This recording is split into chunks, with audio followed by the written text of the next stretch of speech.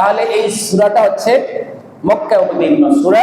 আল্লাহ শুনতে বললেন লা উকসিমু বিহাযাল বালাদ,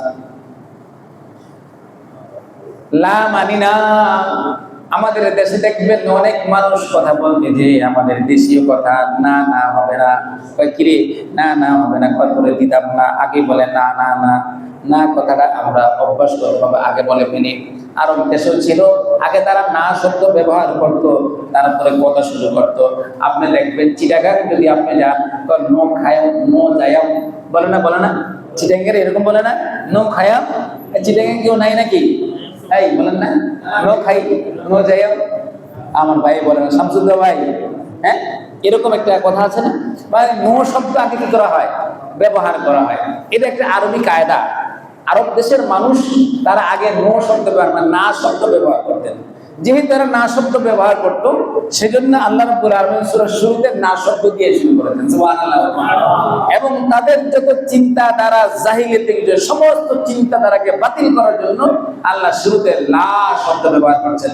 লা মানে না, লা মানে কি না, লা মানে না। যেমন আমরা বলি লা ইলাহা ইল্লাল্লাহ, বলি না, দেখছেন লা শব্দটা আগে চলে আসে। লা মানে না, এটা আরবি একটা সৌন্দর্য আর কি।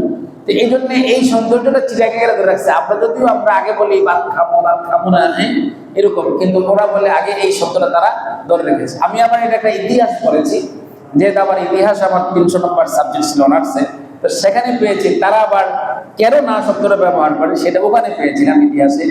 সেটা হচ্ছে যে আমাদের দেশে যত মানে বিদেশি আরব দেশের মানুষ আসছে, সর্বপ্রথম চট্টগ্রাম দিয়ে আমাদের দেশে ইসলামটা আসছে, সুবহানাল্লাহ।